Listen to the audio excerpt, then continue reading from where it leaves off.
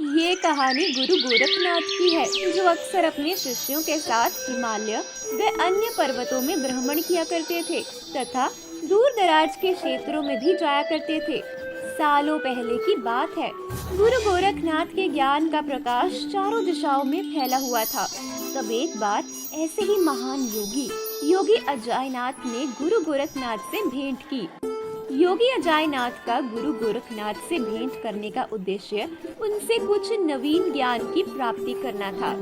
गुरु गोरखनाथ के साथ भेंट करने के बाद गुरु गोरखनाथ उन्हें अपने शिष्यों के साथ हिंगलाज पर्वत पर ले गए, जहां पहले से ही योगी अजायनाथ के बहुत सारे शिष्य रहा करते थे। गुरु गोरखनाथ को अपने निवास स्थान पर देखकर सभी शिष्य बेहद प्रसन्न हुए और सभी ने गुरु गोरखनाथ का अच्छे से आदर सत्कार किया। इसके उपरांत गुरु गोरखनाथ ने सभी शिष्यों को ज्ञान व योग साधना की नई नई शिक्षा देना प्रारंभ कर दिया। उसके बाद गुरु गोरखनाथ उस स्थान से विदा लेकर कटाक्ष राज तीर्थ पर पहुँचे, जहाँ एक टीले पर उन्होंने विश्राम किया और वही टीला आज गोरखनाथ टीले के नाम से जाना जाता है।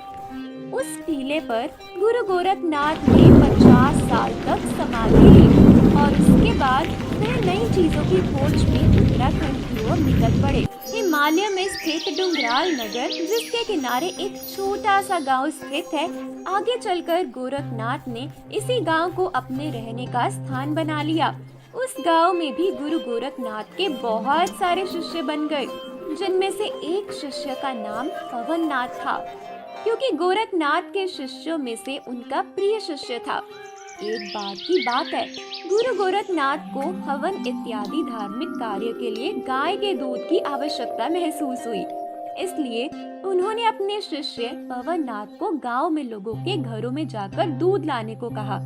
जब शिष्य पवननाथ गांव में दूध लाने के लिए लोगों के घरों की तरफ निकल रहे थे कि तभी रास्ते में कुछ मजाकिया लोगों ने उनसे कहा, इस गांव में एक ब्राह्मण रहता है जिसके घर में गाय भी है, वहां चलकर आपको दूध मिल जाएगा। इतना कहकर शिष्य पवननाथ उस ब्राह्मण के घर चला गया। वहां पहुंचकर पता चला कि ब्राह्मण तो बहुत निर्धन है, उसके पास तन ढकने तक को पूरा कपड़ा नहीं है। क्षमा कीजिए, मैं आपकी कोई सहायता नहीं कर सकता। मेरे पास तन ढकने तक को ठीक से कपड़ा नहीं है। आप व्यर्थ ही मेरे पास आए हैं। दुखी मन से ब्राह्मण ने कहा और उस निर्धन ब्राह्मण की बात सुनकर पवननाथ को अपने ऊपर लज्जा आने लगी। तभी ब्राह्मण की स्त्री, जो कि उस वक्त ब्राह्मण के साथ ही मौजूद थी, वो भी दुखी मन से बोली, हम दोनों के पास एक एक ही कपड़ा है और एक ही कपड़े में हम अपना गुजर बसर करते हैं। हम लोग बहुत निर्धन हैं, जिस वजह से गांव में लोग हमारा बहुत तिरस्कार करते हैं। आप तो सिद्ध योगी जान पड़ते हैं। हमारी निर्धनता को दूर करने का कोई उपाय हमें बताने की कृपया करें। गरीब ब्राह्मण की स्त्री की बात सुनकर पवननाथ ने उन्हें सारी घटना बताई। गांव में कुछ लोगों के मजाक की वजह से मैं आपके पास भिक्षा के रूप में दूध मांगने आया था, इसलिए आप लोग मुझे क्षमा प्रदान करने की कृपया करें। रही बात आप लोगों की निर्धनता की, तो इसका उपाय मेरे गुरु गोरखनाथ के पास संभव है। उनसे ऐसा कहकर पवननाथ वापस गुरु गोरखनाथ के पास आए और उन्हें अपने साथ घटी सारी घटना बता दी। ब्राह्मण के निर्धन ही दुखों का कारण है, जिसका अति शीघ्र दूर होना संभव नहीं है। इसके लिए कोई गहरा उपाय सोचना होगा। गुरु गोरखनाथ ने इतना कहा ही था कि तभी वहाँ पर एक शिष्य दौड़ता हुआ आया और बोला, गुरुजी, मैं अभी कुछ लोगों के साथ गांव में शिक्षा के लिए गया था, लेकिन लोगों ने शाम के समय घर से बाहर निकलने को भी मना कर दिया। लोगों का कहना है कि गांव में किसी चुड़ैल का प्रकोप है और जब भी कोई शाम होने के बाद घर से बाहर निकलता है तो वो चुड़ैल उसके शरीर के अंदर प्रवेश कर जाती है और उसके बाद उसके पूरे परिवार को बर्बाद कर देती है। अपने शिष्य की बात सुनकर गोरखनाथ को बड़ा आश्चर्य हुआ, लेकिन तभी उन्हें एक विचार आया और अगले ही पल उन्होंने उस गरीब ब्राह्मण से मिलने का निर्णय लिया। अगले दिन गुरु गोरखनाथ अपने कुछ शिष्यों के साथ स्वयं उस गरीब ब्राह्मण के घर पहुँचे।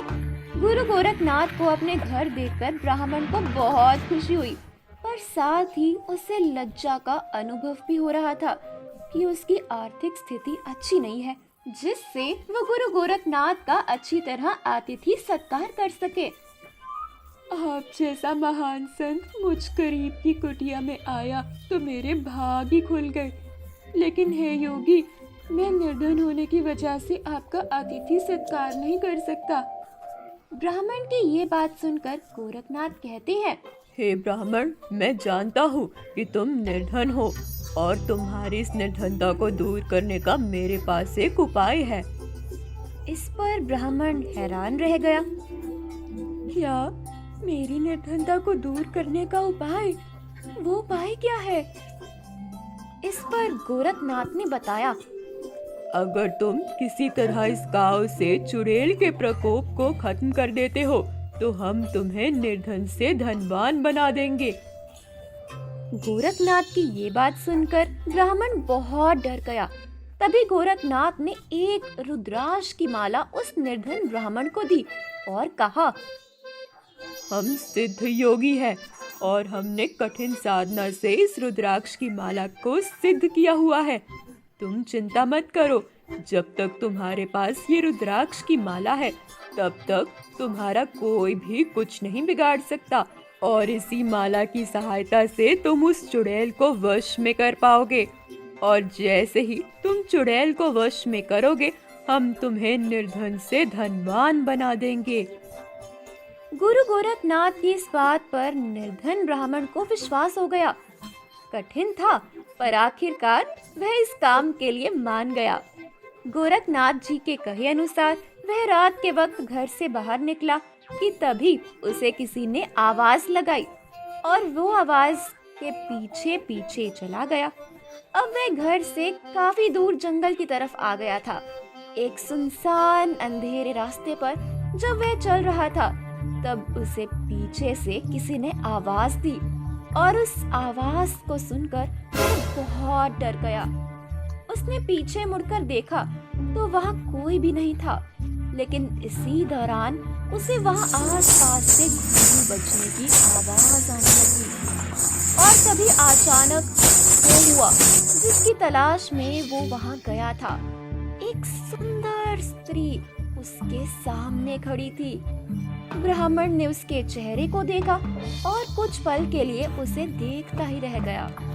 अगले ही पल अचानक उसे गोरखनाथ जी की बात और कुछ मंत्र याद आने लगे और उसने अपने हाथ में पकड़ी रुद्राक्ष की माला चुड़ैल की आंखों के सामने उठा ली और एकाएक वह कुछ मंत्र पढ़ने लगा और रुद्राक्ष और मंत्र की शक्ति से चुड़ैल को तकलीफ होने लगी